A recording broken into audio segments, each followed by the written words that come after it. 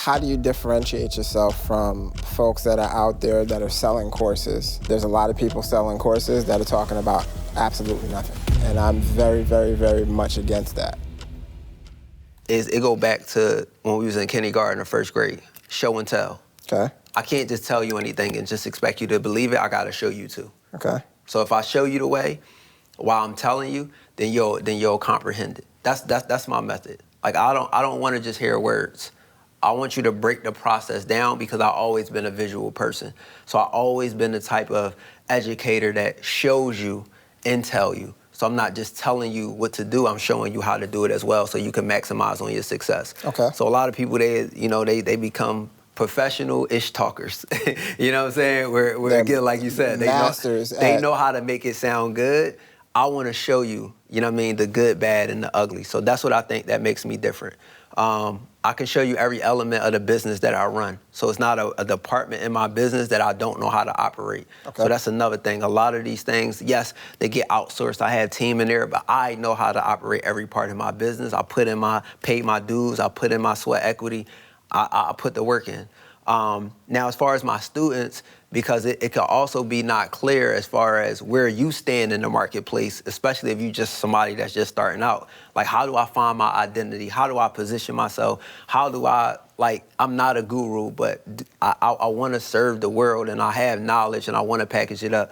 I teach a framework that's called 11-11, and all it is 1 day, one week, 1 month, 1 year. You figure out where you are on that timeline, and not figuratively, you just start doing this 1 day ago, but you figure out on what level you are and you just teach currently what you are. So if you at a day one, you just teaching to the people who haven't even started yet. And it's a lot of money there. I made millions of dollars on just helping people get started, because sometimes that's the hardest thing to do. Starting your day, but once your day get going, you start it. Starting a new process, but once you start, it's going. So I help people get started. So if I'm at a level 1, I'm just helping people take the next step, because if they can't get to a level 2, level 3, whatever it is, if they don't even start. If I'm at 1 week, I'm talking to the people who haven't got started and the people who took the first step, but they want to, get to the next level when they in that realm. If I'm at 1 month, then I'm just talking behind me. I'm talking to all of the things that I wish that I had, or the shortcuts, the hacks, the plays, and the experience that I wish I would have had. I'm at this point now, but I wish I would have had those things that would have got me here a lot faster, more effectively, and I could have skipped some mistakes.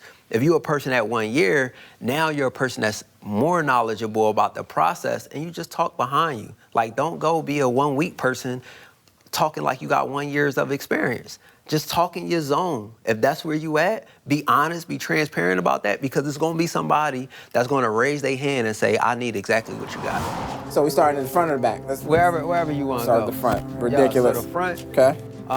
As you can see, I'm gonna just sit in here. If you I'm gonna come in on the other side. Yeah.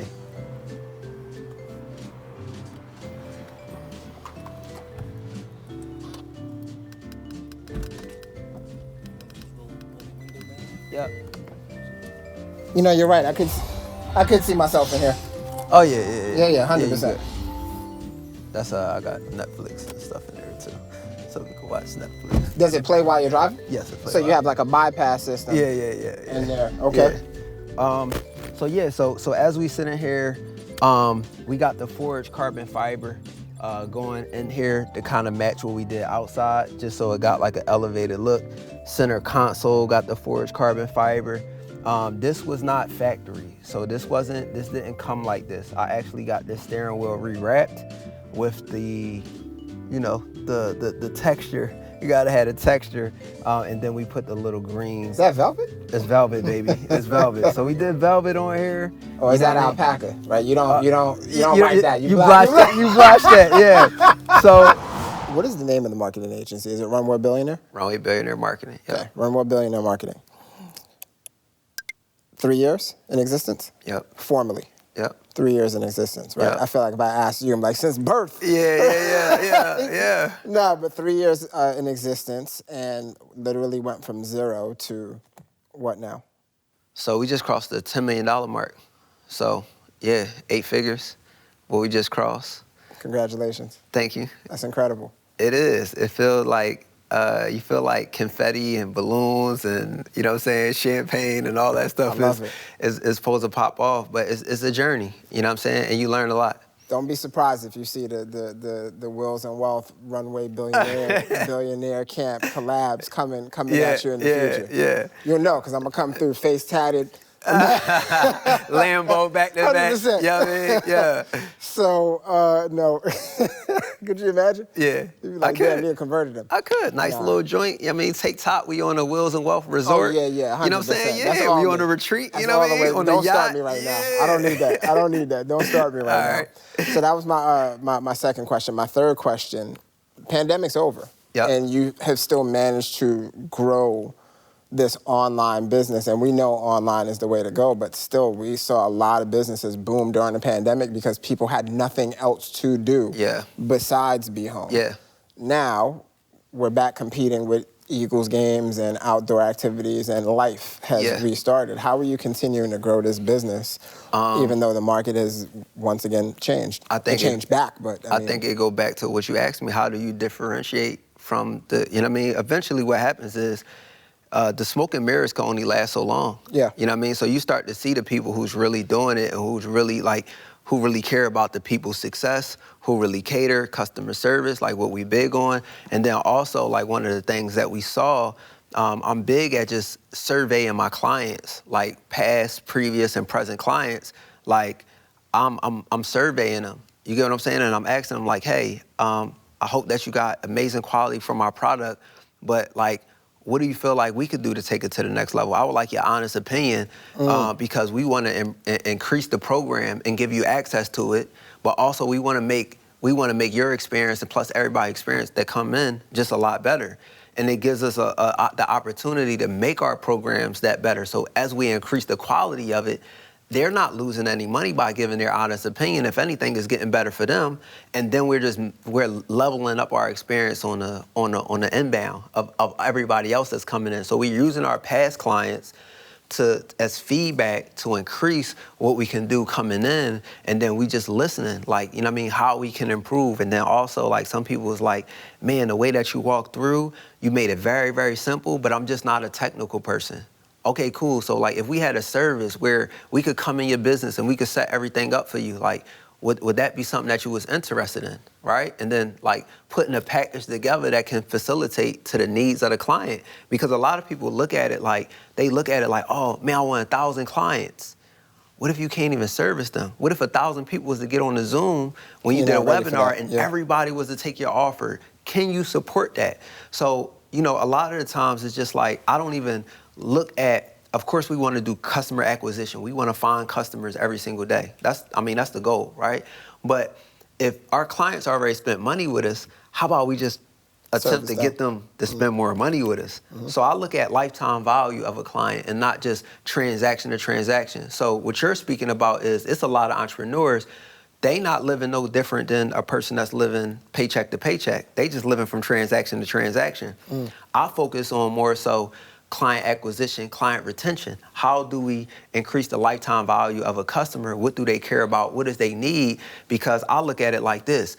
If I go to a bar and I see a nice young lady and we having conversation and I go buy her a drink and I'll buy her a drink and we having good conversation. And then your wife kills you. Yeah. But so you go to the bar, you go to the bar and you buying a nice young lady drink. Right. And she say, oh, my ride outside. So by you not surveying your customers and you not doing what I'm telling you to do, looking at every customer as not just transactional, but lifetime value, by you not looking at that, you're buying their drinks, you warming them up for the next person who has the offer, the ish talker that got the Lamborghini that's not doing exactly what they say they do in real life. Gotcha. So for me, like, that's more so like how we position ourselves, like, I guess, post-pandemic. That 10 million in revenue, I have to ask, because I know these are things I asked myself after the interview, and I'm like, man, I should have asked that. Is that cumulative over 3 years? Yep. Or that, okay, got you, perfect. How many people does your company employ? So right now, we have currently 20 VAs. So it's 20 virtual assistants from the Philippines. And then I have a project manager, business manager that's in California. And then I have a few a few setters and a few salespeople. So total is like 28. Dope. Awesome. Back to the cars. we were locked in, man. That is why we're here. Yeah. Would you describe yourself as a gearhead? I have 3 categories, at least I do right now. A gearhead is somebody who knows every single thing about the cars. Yeah. I mean, everything. From everything that you can think of, they know about the car's performance numbers, everything. Yeah. Gearhead. Car enthusiast. And I look at myself as a car enthusiast. Okay. Right? Yeah. So I could tell you everything about a spec of a car. Yeah. I'm in love with the exterior and interior design. Yep. Engine components, lap times, all of that stuff, that's gearhead stuff. Okay. Right? But design, beauty, and specs. Certain tech information, certain specs, car enthusiast. Yeah. Knows a Lamborghini is not a Porsche, and vice versa. I'm kidding, right? And then you have, I like fly-ish. Yeah. Where are you on that scale? I would say car enthusiast, and I like fly-ish. Okay. I would say I'm like 2.5, like in between those, because I care about the specs, I care about the beauty, the design, I care about the technology, like all of those things. I definitely like the look. I saw a few cars, they look like shoes or boots, you know what I mean? Like, there are people who would look at this Urus. I look at it and I think it's hot, right? Yeah. And I've seen... Like, even how you say Urus, I say Urus. Yeah, no, so I think it's Urus. Yeah, so yeah. I'm like... But like, that's the car enthusiast in you. You know what I'm saying? Yeah, it's important for me to get it right. Yeah. Right? I feel like I have to get it right, but I believe it is Urus. So, thank you for pointing that out. Yeah. But he got the language, you know what I'm saying? Got the accent and all that. I am a purist to a degree. Yeah. So I like, especially in this era, because I think manufacturers are doing such a great job producing a product right out of the factory. Like back in the 90s, you had to put shoes on it because the wheels were butt. You know what I'm saying? They weren't making great rims. Today, they've corrected that. Like those are factory wheels. Outside of what you've done, the actual wheels are factory wheel. Fire. It's crazy. Yeah. But there are a lot of times I look at a car, I'm like, yo, what did he do to that? Yeah. He hurt that joint. I think this joint is flames. I'm not gonna lie to you, seriously. Thank you. I don't know if it would be my first choice for Khalil, but it's here and I'm looking at it and I'm like, if you gave it to me or let me buy it for a lot less than you bought it for, I'm buying it. It's a yours just with the sexy dress on there. That's all. She got her, you know what I mean? She got her sexy dress on right now. You know what I'm saying? So you probably like your women a little more conservative. Facts. You know what I'm saying? She on vacation right now. Right. Got it. She got her ass out. Yeah, for sure. You know what I'm saying? Some cleavage too. I got you. Whole 9 yards, right? Yeah. What was it before this? So before this, bro, it was a lot less conservative. So it was a 2021 Tahoe. It was a lot more conservative. Yeah, it was a 2021 Tahoe. Yeah. And before that, it was a Chevy Traverse.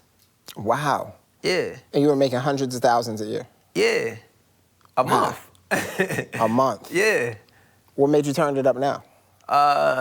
Tax purposes, and then also, man, it's just like, you know, not even on like society, like where I come from, and like nothing, like not doing it for nobody else. Yeah. But I feel like I definitely deserve it.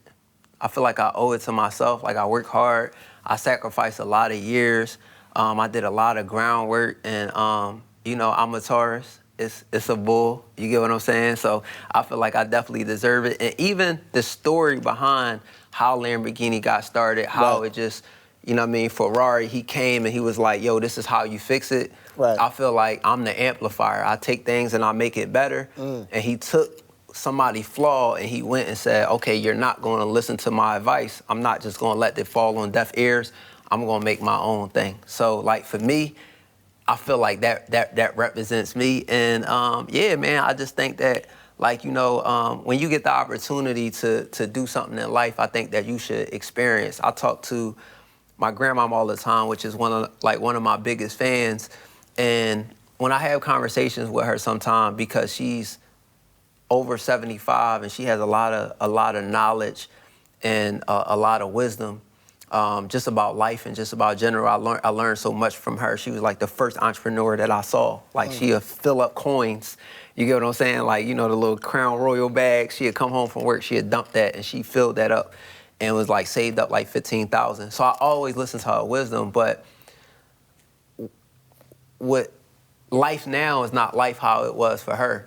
So a lot of conversations that we have, whether it's, dang, I'm about to get this car, it's like, don't make that purchase. Don't, you know what I'm saying? Don't do that. Don't buy this $2 million house. You know what I'm saying? Your kids is 15, they go to college in a couple years. You're gonna be an early nester. And it's like, a part of that she might be right about. But the one thing that you have to know is you have to know you. And sometimes the influence of other people can dim your light. And I felt like for a long time, I was always shining, even when I didn't have, like, my light was shining bright even when I didn't have a Lamborghini, or even like my internal light, like I was always shining. But sometimes the conversations, like even with my mom was like, tattoos, like for real? It took her 10 years to say like, damn son, I'm proud of you. Like I didn't even think like this was gonna be a thing, because it wasn't like, she had sight, but she ain't had a vision. So a lot of times, like when I talk, you know what I mean, to certain people, it's like they use this word humble. And if you look up the word humble, you look up the definition, it's to accept the lowest version of oneself, right? Like to accept the lowest version of yourself. How can I operate and how can I live at the highest level that I want to live to if I just walk around just accepting the low version of myself? I'm not saying cocky. I'm not saying being ignorant. Right. I'm just saying, like, I want to experience everything life has to offer. And I remember having a negative mindset about people with money, about people being rich. Oh, why they got to do that? Why they got to show their money? Why they got to do this, that? And it's just like, once I started to invest into real estate and I started to understand how money works, it's like, shoot, sometimes you need a Lamborghini to write some stuff off of taxes. So it might not even be the car that you necessarily want. But it's like, do I do it? Have a good time doing it and not give it to Uncle Sam? You went beyond writing it off for tax purposes. Yeah. Look, you gotta make it happen. You went beyond that, but yeah. I'm glad you did. Inside, I did get some other cool stuff done. Okay. Some other cool stuff done that don't come factory with Lamborghini. We have the self-driving on here, like the Tesla. Okay. So maybe that's something that I could drive y'all, show y'all how that works. It has everything from like lane support to distance support, so it'll slow down, it'll completely brake, completely take off. So then this is crazy. So then we got Netflix in here. Okay. So we can legit, go ahead and we can, watch our Netflix. I don't know if you want to catch the Netflix coming on. This Netflix actually worked while we're driving. So we got the little bypass, nice. You know what I mean, on the Netflix. We can go ahead, sit here, date night, you know what I'm saying, with the wife or movie night with the kids. See, me, I'm so wild, right? Like, Aston Martin is my favorite marquee. Like, yeah. I love Aston. Okay. Right? I would want to bypass and I would just have the Daniel Craig, James Bond movies playing while I'm driving. Yeah, just, in the background, chilling. Yeah. Can you play that and music at the same time? Because that would be dope. So I can play YouTube, I can play videos. Okay. Yeah. Got you. So yeah. I was thinking, like, if you had the movie up, could you, like, if you didn't want to listen to the movie, but you just wanted to play it, but you wanted something like a different... I don't know. You gotta. I gotta test that out. See, I just put you on something. You did. All right, you heard it here first. You heard it here first. You brought up two things that made me think just now. You mentioned Jim Rohn earlier. Yep. And you also mentioned having a negative viewpoint on wealthy people. Have you ever read Secrets of the Millionaire Mind by T. Harv Eker? No, not particularly, no. He talks about that mindset. It just made me think about that. I'm gonna check that out for sure. You also said it took 10 years in the tattoo business for your mom to say, "Man, I'm proud of you." Yeah. You spoke on your relationship with your father earlier, and how today he's your best friend. Yeah. Where is your relationship today with your mother? So me and my mom, we good. She actually, and this is why I'm so big on, like, again, it's not about luxury things. It's not about none of that stuff. It's about you developing into the type of person. The reason why my shirt say billionaire in training is because, like, it's not about the $1 billion. I already made $10 million. Like, you don't have to make millions and millions of dollars to be successful, right? Like, you could be good with, I was good with the $15,000, $20,000 a month. Like, I could still have a Lamborghini. I could still do a lot of the stuff that I'm doing now. That doesn't change, but what does change is how I worked on me personally. And at the end of 2020, my mom came to me and she said, son, like, I'm tired of doing this. Like, I want to hang this up. Like, drinking, doing drugs. Like, I'm just at the point in my life where... So even until recently, your mom was still battling a drug addiction? Like, this my whole life. Like, before I was even born. You get what I'm saying? So with my dad not being there, like, catching my mom using before she was pregnant, while she was pregnant, you get what I'm saying? Like, I can't imagine, like, the mental and emotion, like, my dad was going through, like, with this woman. You get what I'm saying? But she came to me and she was like, son, I want to be done with this. Her birthday's in November. So, you know, we was attempting to make it happen. So she was like, I need you to find a facility for me. And she was like, I want to go away. I don't want to do nothing in Philadelphia. Like, I want to go away.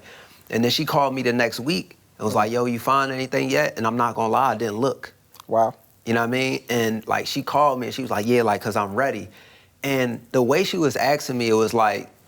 You knew. It was like something was wrong. So now I'm expecting, like, dang, is you sick? Like, you know what I mean? And she just really, like, for whatever her own personal reasons was, she was just really tired. So on Martin Luther King Day in 2021, we flew a private jet down. You know what I'm saying? She went to a rehabilitation center in Florida. And I just wanted to give her the best experience, and you know, she'll be 2 years clean. Awesome, man. Yep. Congratulations. Yep. So yeah, thank you. Awesome. Yeah. We've spent a lot of time together today, and I mean, honestly, bro, seriously, I feel like we could keep going, but we can't. So I like to wind down our conversations. I'm actually going to call this 3 and 3 for now, for today. Let's do it. I'm going to call it 3 and 3. And I want you to speak about first, take this car out of the equation. Yeah. 3 top cars, if you could have any 3 right now, which would they be? 3 top cars. What would they be? That I could have right now. Oh, I got to think about that. Yeah, it's a tough one. It is, bro. It is. Mine changes depending on the day you ask me. Exactly. Yeah. Exactly. Like, it might change during the time of the question. So, I always liked the Maybach truck. I never liked that truck. The GLS? I never rode one. I like how it looks, and I think it'll be a comfortable ride. Let me rephrase that. If Mercedes ever wants to sponsor this, I love that truck. that truck is the best. No, I mean, I never liked it for me. I think it's a great truck for a woman. Okay. And that's no offense to the men that drive it out there, but it has softer features. Got you. Softer lines. Got you. I like SUVs, so that's why I say that. So the Maybach truck? It would either be Rolls-Royce Wraith or Cullinan. I know those are 2 different cars, but they Rolls-Royces. I'm just going to put that there. Rolls-Royce has... the Wraith is transitioning out. You know, the Spectre is coming out now, that electric one. Yeah, okay. Not too crazy about that, but like... All right, so you meant Wraith. My fault. I meant, Wraith or Cullinan. Okay. I actually was going to go for one of those over this, and like all the people was like, no, you're a Lambo guy. Like get past 40 and do the Wraith. Like, that's what they told me. So I have a friend who bought a Cullinan recently. Yeah. And I'm a fast car kind of guy. My cars in my mind fit my personality. Yeah. So single, no kids. Like, I'm in a sedan right now, and it's killing me. Yeah. And the only reason I bought it is because I had a coupe, a convertible before that. Yeah. But I wasn't smart enough to know that I should have had a daily driver with that. Got you. And I'm ripping and running all the time, and it's an aggressive-ass car. Yeah. I'm like, oh, God, I need a break. So I just went to the Quattroporte. But he bought a Cullinan. Yeah. And he also has a McLaren. Okay. McLaren GT, and I love that car. Gotcha. It's gorgeous. Yeah. And the Cullinan, you know, if you watch our previous interviews, I'm sorry, let me back that up. That might not have aired yet. But I wasn't a huge fan of Cullinan when it came out. I thought it looked crazy. Yeah. To me. Yeah. And recently, I've become a convert. Absolutely. Yeah. So now driving in that's my favorite car. Yeah. I wouldn't want to own one, but I like it, I think, a lot. So Like I drove Rolls Royce and it just feels like butter. Like I don't know how the hell they made it. It's magic carpet. Yeah. You're just floating. Yeah. All right, so Cullinan or Wraith, Maybach truck. Yep. What else? And this might sound crazy. I would never drive a Lamborghini Huracan. Like I would never buy one of those cars. Why? Aventador SVJ, they feel like go-karts. They sit so low to the ground. I feel like my back hurt when I get out of there. I'm 5'9", so I'm not that tall, but it's just a very uncomfortable car. So when they came out with the truck, I was like, that's it. For one, I'm an SUV guy, but I was like, that's it. So I wouldn't do one of the Lambos. If I do it, it'd have to be for tax write-off. Okay. Gotta make it make sense. So what's the third car? So I would say the third car would have to be, dang, this is so hard. The third car I would say would have to be my first car, which I'm working on getting right now. Which is? 87 Chevy Caprice. Old school. I want it clean, no body, so I could just have it like a project car. Okay. Yeah, I had one of those. I had one when I was 21 years old. I had a Chevy Caprice, had no door handles, like door poppers. I had 24-inch rims on it. I probably would just go stock. Like I just want a clean, like old school car. Carburetor, yeah, like yeah, like okay. You know what I'm saying? I respect it. But I would do all of the upgrades. Like I will put a 454 motor in there. Like I suspension. Yeah, I'll go crazy with all the, you know what I mean, probably push to start. Like I'll deck it all out. Like a project car that'll probably take me like 2-3 years to get done. But I would say like out of all of the cars, I want to say like that's on my personal bucket list. Okay, gotcha. Here's the other three, the other side of the coin. Okay. It's our business tips, advice for our viewers. Give us 3 takeaways. And actually, let me preface this part of our discussion with this. I was never really a good note taker until several years ago. Okay. And I think taking notes is a progressive thing. Yeah. When you are a beginning note taker, I would always say, no, I'm paying attention. Yeah. Because I can retain a lot of information. Yeah. Just by listening to somebody, I never needed to take a notebook anywhere. Yep.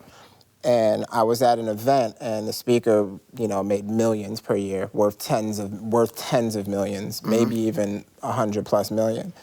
And he was like, "If you're not taking notes, you gotta be some type of stupid." So I just pretended to take notes. Yeah. That's where I started. I had my pen, right? Yeah. And every time I heard him speak, he would always harp on this not taking notes thing. It really was offensive to his sensibilities. Yeah. So then I graduated from not taking notes to writing down exactly what was being said. And I think when you get really good, you can listen to a conversation. Yep. And you can pick out the meaning of something that's being said. 100%. Even though the person didn't say that verbatim. Does that make sense? 100%. One of my mentors said that you retain none of what you hear. You retain less of what you see, and you retain 80% of what you write down. Wow. And then one of my other mentors came back behind that and said, a dull pencil is better than a sharp mind.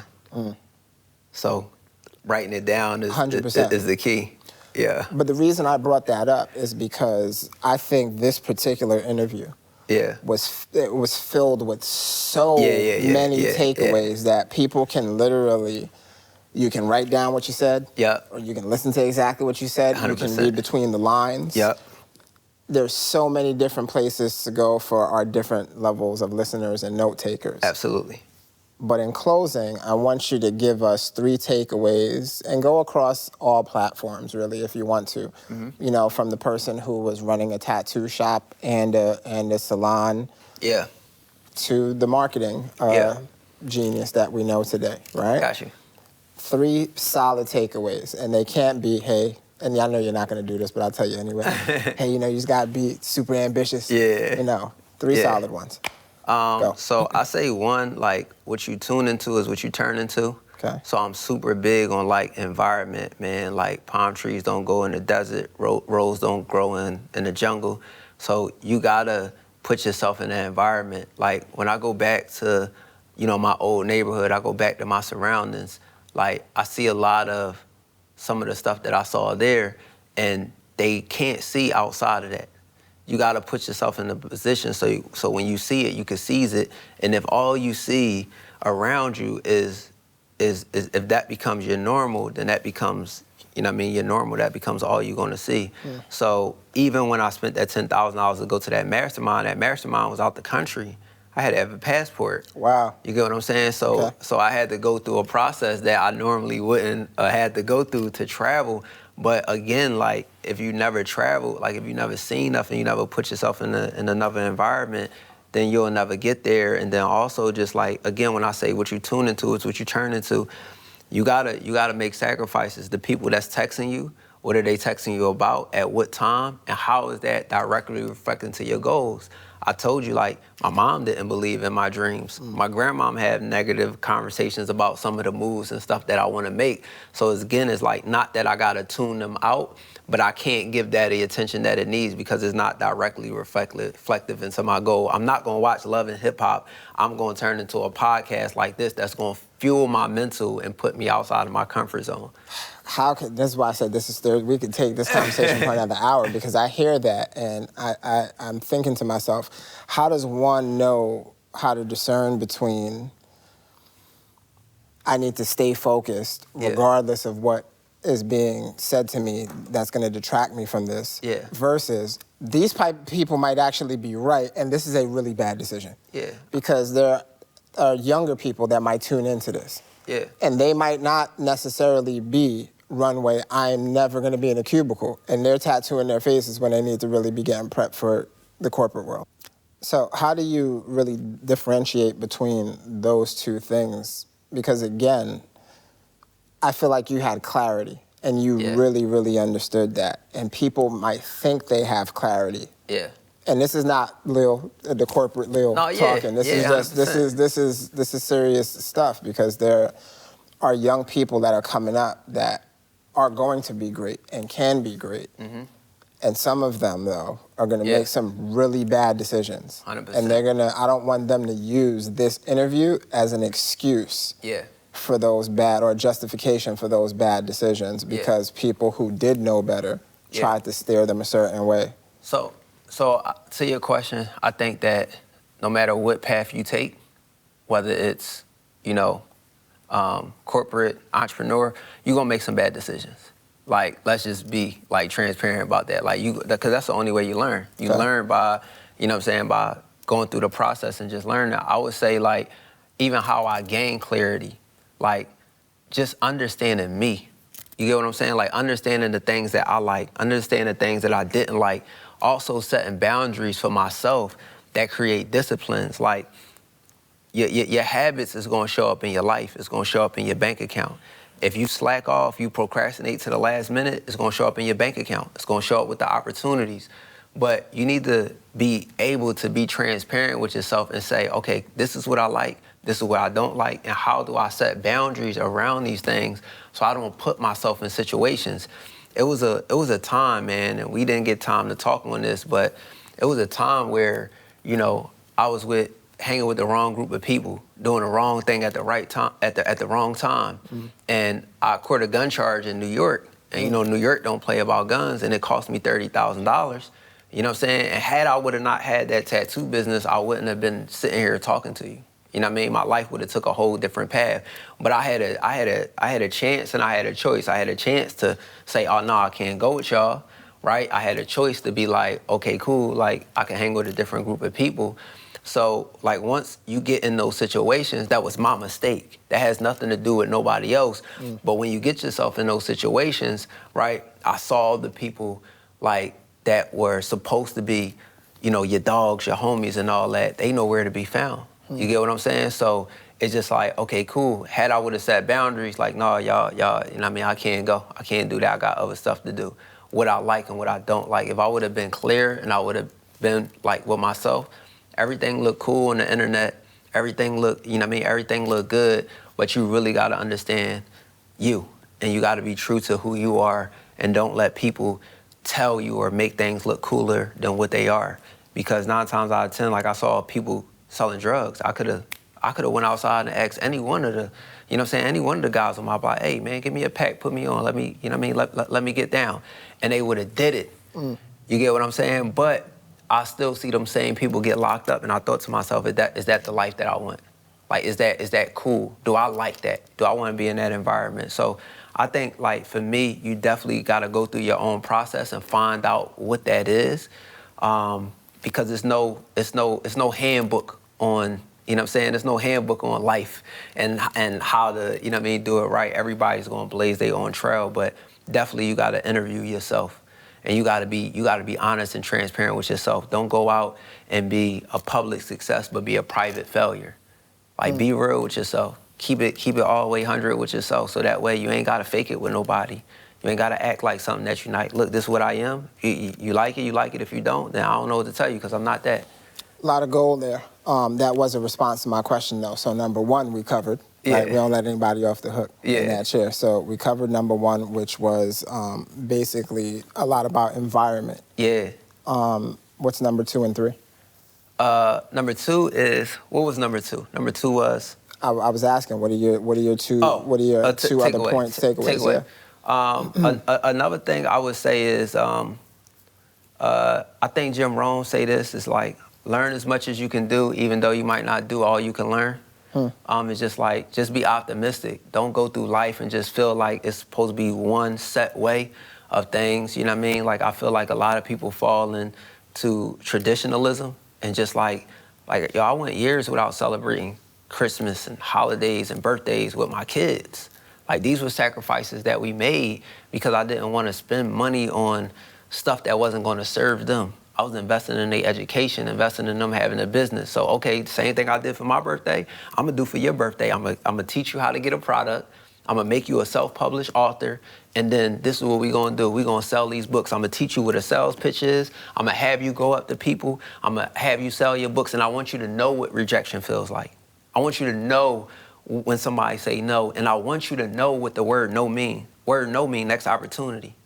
So the same thing that I learned from my mom in that shelter is just like, if she said no, my mom, like, she had the mindset like, I'm just talking to the wrong person. You get what I'm saying? Like, no don't mean, you know, not right now. It's just a little delayed. It just means next opportunity. So I teach that to my kids. You get what I'm saying? It's like, learn all you can do.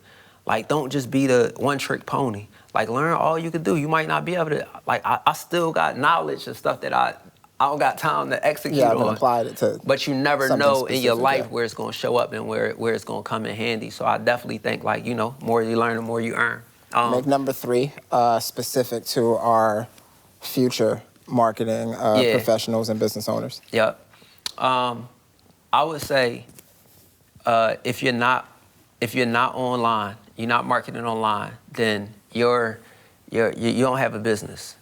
And, like, so many people have said that, and I never understood what it was. It's like, every business needs marketing. Like, no matter what business you is, every business needs marketing, and companies spend millions of dollars on marketing. And here's the other thing. You don't get paid to market your business. You get paid for marketing your business. So Google don't pay you to market your business. You pay Google for marketing your business so that way you can get paid.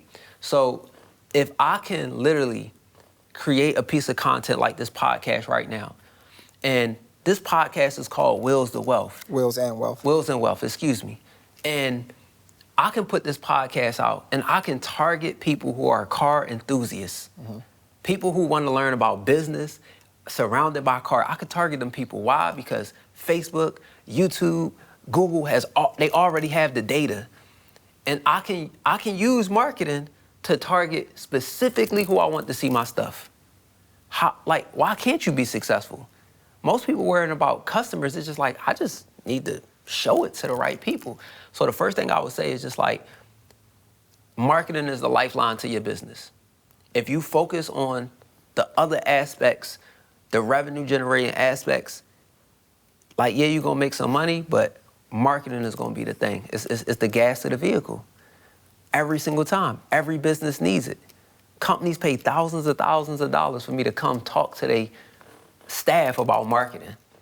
Companies pay me thousands and thousands, hundreds of thousands of dollars to set up marketing campaigns, automations, funnels, websites, and things like that. Why do they spend that type of money? Why can you go get a government contract to work the government social media? because they need marketing. So many people are scared of the marketing. It's just like, yo, face the music, get used to it, because I'm in a position to right now, I can go in any business and I know I can make it successful because I know marketing. That's a superpower that you have when you learn marketing. Just cut out the time to just learn it, whether it's Facebook marketing, Instagram marketing, shoot, TikTok. You get what I'm saying? Like, learn marketing. Invest the next 3 to 6 months into learning marketing and it'll change your life. Because you're either gonna for one, you're gonna save yourself a lot of money and you're gonna make yourself a lot of money. Awesome. And if you can make somebody else a lot of money, then you can make a lot of money. So that's my motto. I love it. Let me make you some money so we can make some money. And if you don't make money, we don't make no money. I love that. Runway, it has literally been an absolute pleasure. Yes, sir. Tell the people where they can find you and where they can find your courses. Yep. So you guys can find me on Instagram and all social media platforms, Runway_billionaire. You also could go to RunwayBillionaireMarketing.com. I'll tell you what's super cool. You guys could come to my Instagram. I want to show you the power of marketing, show you the power of automations. If you guys see this, for everybody who's watching, for everybody who's going to be a viewer, I want you to go to my Instagram. I want you to comment on any one of my posts, and I want you to comment the word wills. When you comment the word wills, I'm going to send you something very, very special that you got to comment to see. I love that. Yeah. All right, let's go. Let's get it. Let's go. Till next time.